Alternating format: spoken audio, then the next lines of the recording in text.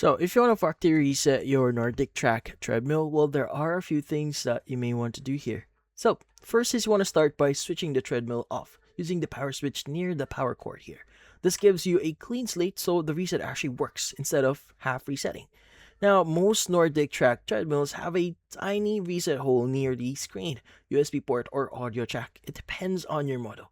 Now, you need a paper clip or seam eject tool to press it.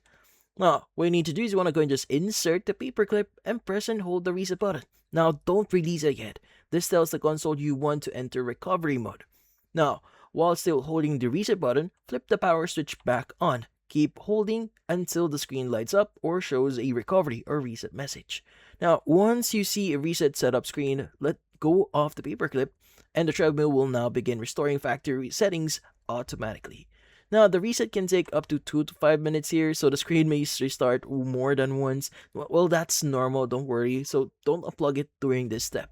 Now, after the reset, the treadmill will behave like it's brand new. Follow the on-screen setup to reconnect Wi-Fi, sign in into iFit, and calibrate it if prompted. Now, if problems return, it may indicate a console or software issue needing service. And that's about it.